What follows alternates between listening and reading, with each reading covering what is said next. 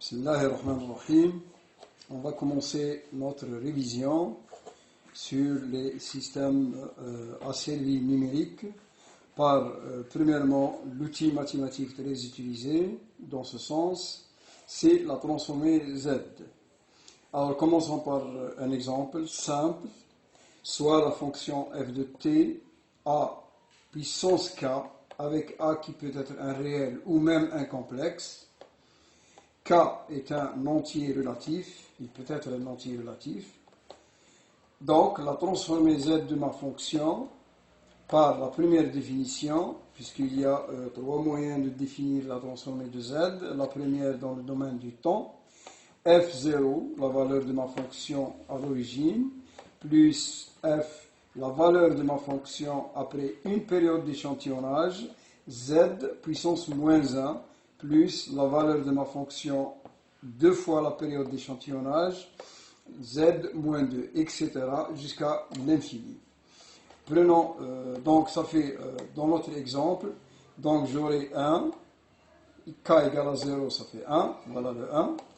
A, la valeur de k égale à 1, ça fait A puissance 1, ça fait A, Z moins 1, etc., etc., jusqu'à an puissance n, an moins 1, et jusqu'à l'infini. Ça, c'est une série entière que je peux écrire de la forme suivante, 1 plus A sur Z, plus A sur Z, le tout au carré, etc.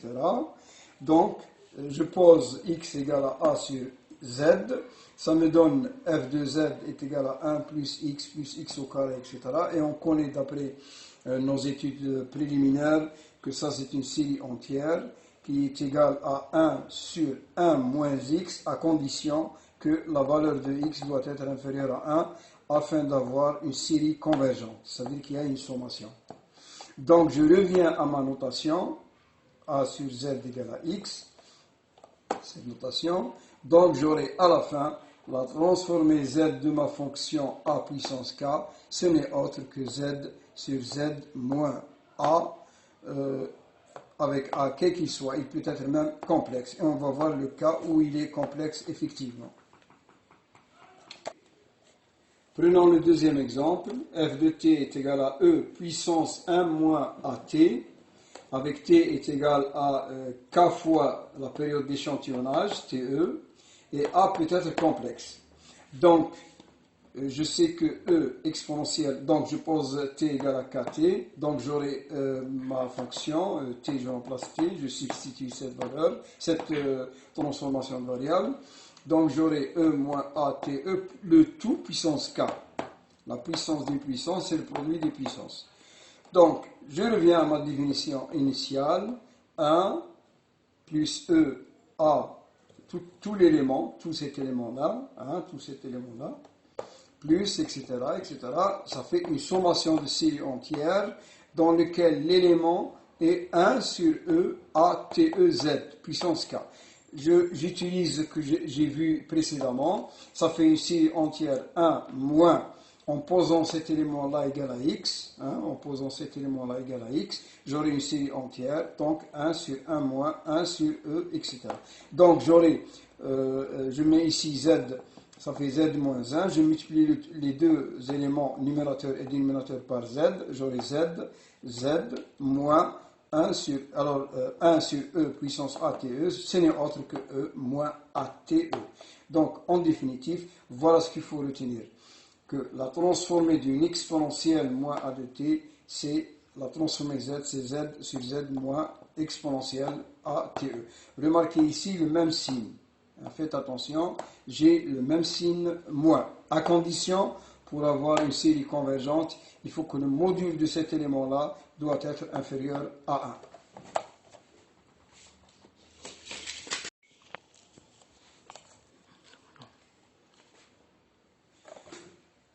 1. Une autre utilisation de la même fonction, si je pose a égale à j oméga, dans notre exemple 2, j'aurai e exponentielle j oméga t, tout à l'heure on avait a, je fais le changement de variable, et vous allez voir par la suite pourquoi j'ai pris j oméga, avec j, le fameux j à la sin carré de moins 1. Et oméga c'est la fréquence, 2 pi f. Donc J'utilise le résultat précédemment, ça fait Z sur Z moins l'élément qui est là. Le voilà. Sauf qu'à la place de T, vous avez la période d'échantillonnage. Faites attention. TE, ici c'est TE, c'est la période d'échantillonnage. C'est indice, le E c'est un indice, période d'échantillonnage. Alors, je vais exploiter cette relation pour calculer la transformée de sinus et la transformée de cosinus. Je sais que d'après la formule de Moivre, que le cosinus de oméga t, c'est la somme j oméga t plus exponentielle divisée par 2, la formule de Moivre. Donc, j'utilise en plus la linéarité de ma transformée z, c'est un opérateur linéaire par rapport à l'addition. Donc, je vais prendre la transformée de z de mon cosinus, il est égal à 1 demi, le fameux 2, voilà le 1 demi. La transformée de la première, voilà la première. La transformée de la deuxième, j'utilise mon résultat précédemment, ce résultat. Donc, et je fais une petite manipulation mathématique de réduction au même dénominateur, etc. Donc, j'aurai à la fin, je vous laisse le soin de le vérifier, je reviens même à la même formule. Alors, c'est Z, alors c'est-à-dire, en résumé, la transformée de mon cosinus oméga t, c'est Z facteur de Z moins cosinus oméga TE, ici TE, sur Z au carré moins 2 fois cosinus oméga TE, Z plus 1. Le même travail, je vais le faire pour le sinus. Le sinus, c'est quoi? C'est l'exponentielle moins, etc. sur 2j. Voilà le 1 sur 2j. Z, la linéarité, une petite manipulation mathématique de réduction au même dénominateur, et j'aurai le résultat suivant. La transformée de sinus oméga t, c'est Z sinus oméga TE sur le même dénominateur que celui du cosinus. Z au carré moins 2 fois cosinus oméga TE, Z plus 1. Ils ont le même dénominateur. La seule chose qui diffère entre le cosinus et le sinus, c'est le numérateur. Le deuxième moyen de calculer la transformée de Z. Je vous rappelle que calculer la transformée Z d'une fonction, j'ai 3 moyens de le faire. Soit dans le domaine de temps, c'est ce qu'on a vu tout à l'heure, et on peut le calculer, la transformée Z d'une fonction, dans le domaine fréquentiel. Prenons le cas du domaine fréquentiel. La définition, c'est quoi? La transformée Z de f de P, ici j'ai utilisé P, le domaine fréquentiel, est égale à la sommation sur le domaine des pôles. Les pôles, c'est les racines de mon dénominateur de ma fonction. Résidu, la somme des résidus de f de lambda. Alors, ici, c'est ça l'élément nouveau. 1 sur 1 moins z moins 1, la puissance moins 1, exponentielle lambda TE, en parcourant tous les pôles de ma fonction. Prenons un exemple simple, commençons par le plus simple. F de P est égal à 4 sur P plus 5. Le pôle, c'est quoi? Le pôle, c'est moins 5. C'est la racine du dénominateur. Donc, le résidu de tout ça, c'est quoi? C'est 4, puisque pour avoir un résidu, je multiplie par P moins le pôle. Donc, je vais avoir une simplification. Ce élément va se simplifier. Il me reste le 4, le voilà. Et j'ai cet élément-là. Voilà le deuxième élément. Je fais mon petit calcul. Je remplace lambda par le pôle. Puisque je suis en train de faire une sommation sur les pôles. Donc, j'aurai 4. Ici, voilà, 4, 1 moins z moins 1, exponentielle. J'ai remplacé lambda par le pôle, moins 5. Voilà, moins 5. Donc, je réduis, j'enlève ce z moins 1 par quoi? En multipliant numérateur et dénominateur par z. Ça fait 4z. Z ici, z par 1, ça fait z moins exponentielle moins 5 de t. Ça, c'est le cas du pôle simple, lorsque j'ai un pôle simple. Je prends un exemple de pôle double. 4 sur p plus 2 au carré, par exemple. J'ai le pôle moins 2 qui est double. M égale à 2, l'ordre de mépicité de mon pôle. Le résidu, donc je vous demande de réviser vos calculs de résidu. La formule générale, c'est quoi? C'est 1 sur m moins 1 factoriel. La dérivation par rapport à mon lambda, m moins 1, kiff, semblable. M est l'ordre de mépicité. La dérivée de ma fonction multiplié par l'élément qu'on a vu tout à l'heure. 1 sur 1 moins z moins 1 exponentielle lambda TE. Et je parcours mes pôles.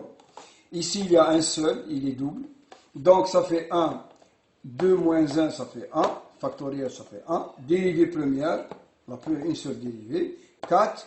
Et l'élément qui me reste. L'élément qui me reste pour calculer mon résidu. Il me reste le 4. Et l'élément c'est là. Je fais ma dérivation, je vous laisse le soin de vérifier, etc. Ça fait 4 z moins 1 TE, z moins 2, etc. J'ai fait une simplification de tout ça. J'aurai à la fin 4 TEZ sur z moins exponentielle moins 2 TE au carré. Alors vous voyez le carré là, il s'est répété. La différence entre les multiples et les simples, c'est qu'il y a une apparition de ma période d'échantillonnage au niveau du numérateur. Pour le simple, il n'y avait pas la période d'échantillonnage, mais pour le cas multiple, et même pour les cas multiples supérieurs, 3, 4, etc., vous allez avoir l'apparition de votre période d'échantillonnage au niveau du numérateur. Je vous laisse le soin de prendre la formule. Voilà. On va continuer avec le calcul de ma transformée Z. On a vu le cas simple, on a vu le cas multiple, on a vu le cas complexe. Il nous reste un petit peu dans le domaine fréquentiel le cas complexe. Prenons par exemple la fonction f de p est égale à 1 sur p au carré 4p plus 13. Je peux transformer, d'abord vérifions, c'est bien une fonction qui est complexe. Le delta est égal à 16 moins 52, c'est un nombre négatif, donc j'ai bien deux pôles conjugués complexes. P plus 2 au carré plus 3 au carré. Ça, c'est la première transformation que je dois faire. Voilà les deux pôles. Le premier pôle, le deuxième pôle, le premier pôle et son conjugué. Donc, f de z est égal, j'utilise d'abord pour le premier pôle, z sur z moins z avec moins l'élément. J'utilise pour le deuxième pôle, voilà, puisqu'il y a le produit, je fais une décomposition 1 sur le produit des deux, donc ça fait les deux pôles, voilà les deux pôles. Je fais une décomposition en éléments simples, c'est 1/6 de J moins 1/6 de J, le deuxième élément. Donc j'utilise la linéarité comme d'habitude, la linéarité pour le premier, ça m'a donné Z, voilà le facteur commun c'est celui-là. Je l'ai fait sortir, il est là.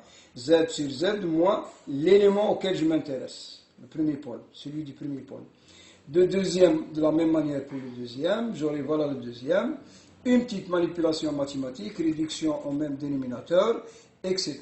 Avec l'introduction de 1 sur 3J, avec la remarque suivante que 1 sur 6J, c'est 1 tiers de 2J. Le 2J, vous devinez, c'est pour faire apparaître la formule de Moivre, l'utilisation de la formule de Moivre. La voilà, vous la voyez ici à ce niveau-là.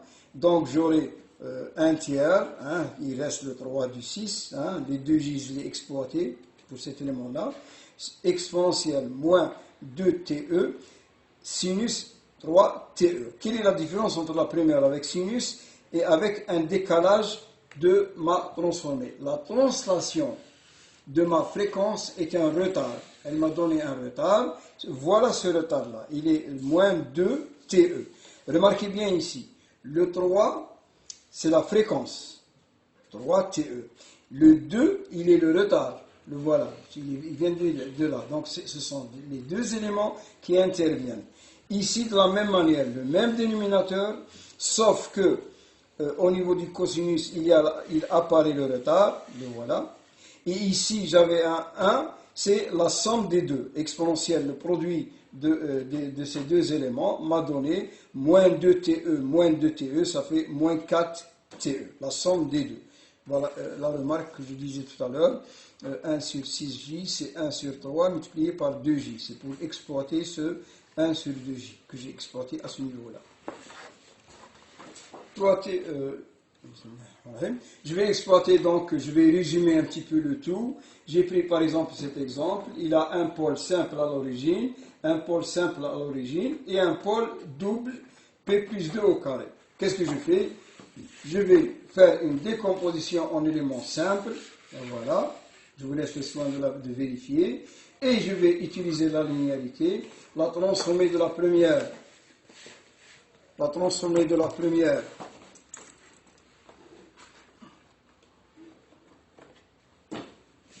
la transformée de celle-ci, la voilà, 3 quarts z sur z moins 1, l'échelon, hein, vous devinez, c'est l'échelon. Souvenez-vous bien, c'est une fonction élémentaire qui est très utilisée. La deuxième, le voilà, moins, voilà alors remarquez ici, moins, et ici il y a plus.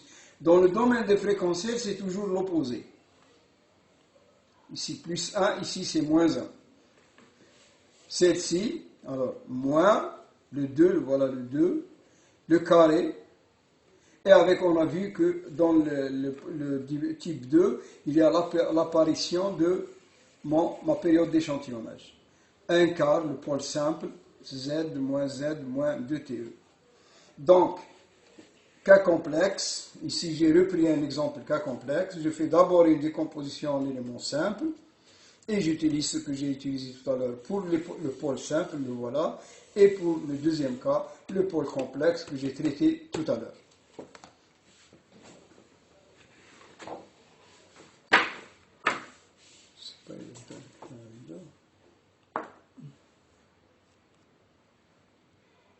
Alors on va prendre un petit peu, on va revenir après avoir fait la transformée Z, on va l'exploiter pour les questions classiques qui sont celles de l'asservissement, telles que la fonction de transfert d'un système.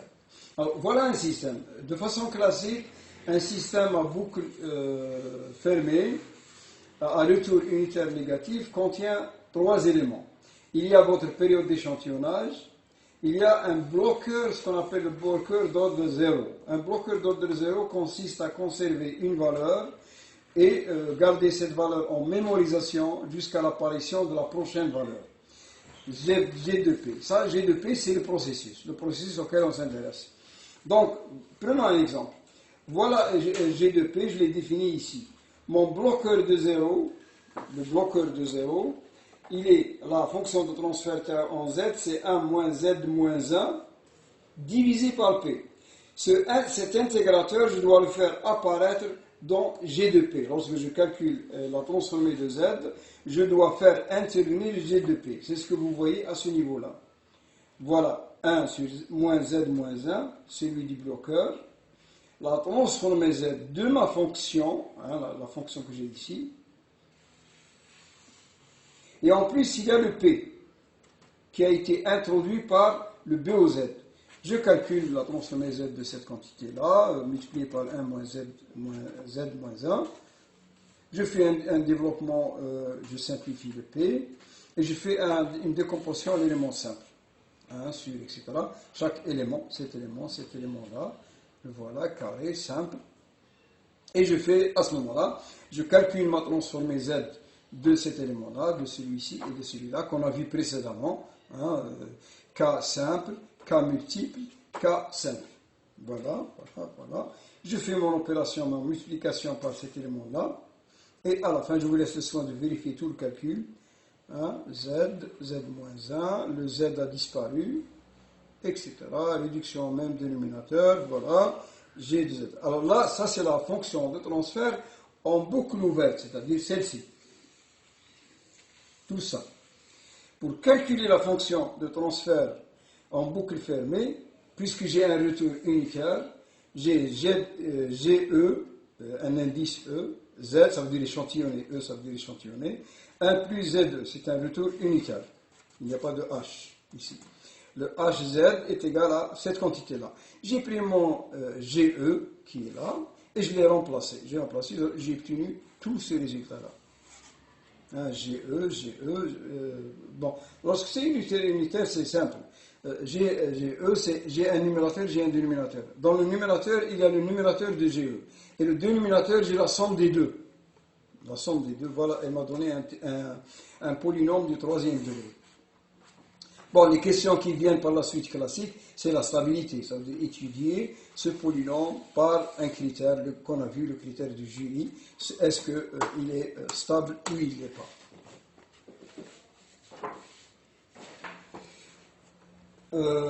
Une autre utilisation de ma transformée Z, à l'instar de la transformée de Laplace qui est utilisée pour les équations différentielles ordinaires, On utilise des équations dans le domaine échantillonné, des équations, ce qu'on appelle aux différences ou bien récurrentes, telles que cette équation. Et on utilise la transformée Z pour la résolution. La transformée Z et la transformée inverse de Z. On utilise les deux. Donc, prenons un exemple pour revenir à la pratique. Voilà une équation qui est définie aux différences. Y de k moins 2 fois yk moins 1 plus yk moins 2 est égal à 2 fois uk de e. Prenons le cas où u est l'entrée, un échelon, avec les conditions initiales 0. Donc, qu'est-ce que je fais? Je prends la transformée z de mon équation, des deux côtés, à droite et à gauche. Donc, tz, ça fait y de z, moins 2, ça c'est un retard. Le moins 1, c'est le z moins 1, dans la transformée z.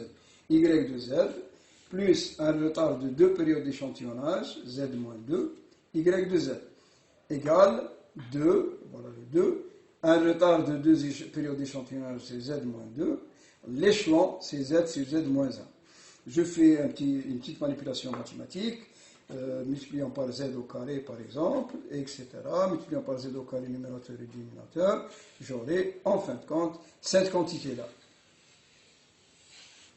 Je fais soit une décomposition en éléments simples, soit on utilise la formule que je vous ai donnée dans le cours, celle de la somme des résidus sur le dénominateur. J'ai comme quoi, j'ai ici, je remarque d'abord que j'ai z au carré moins 2z plus 1, c'est z moins 1 au carré. Donc multiplié par z moins 1, ça fait le tout, c'est cette fonction. Donc j'ai un pôle égal à 1, pôle égal à 1, z moins 1 égale à 0, ça fait 1. Donc d'ordre 3, je calcule son résidu, et avec k moins 1, la formule, elle utilise k moins 1. 1 demi, c'est 3, moins 1, ça fait 2, 2 factoriel, ça fait 2, dérivation 2, par rapport à z, de quoi? De ma fonction qui me reste, puisque, voilà, je reviens ici. Qu'est-ce qui me reste? Si j'enlève mon pôle, il me reste le 2z, voilà le 2z. Multiplié par z, k-1, celui de la formule, je dérive tout ça 2 fois, et je divise par 2. J'aurai k-1, k1 puissance k-2, puisque j'ai remplacé à la fin z par 1. Le pôle est égal à 1. Donc 1 puissance k, quel qu'il soit, ça fait 1. Il me reste k-1k. La seule chose auquel vous devez faire attention, comme ceci, qu'est-ce que ça veut dire l'échelon k-2? Ça veut dire que mon échelon est nul avant les deux périodes. Il ne commence à démarrer que à partir de la deuxième période. Avant la deuxième période, il est nul, il est plat, il n'y a pas de valeur. Donc, la seule condition qu'il faut ajouter, c'est celle-ci. J'ai ce résultat à condition que k supérieur ou égal à 2 et il est nul pour k strictement inférieur à 2. Voilà, merci de votre attention. Il nous reste à voir la prochaine séance. On va aborder la stabilité et la précision à partir des critères connus. Merci de votre attention.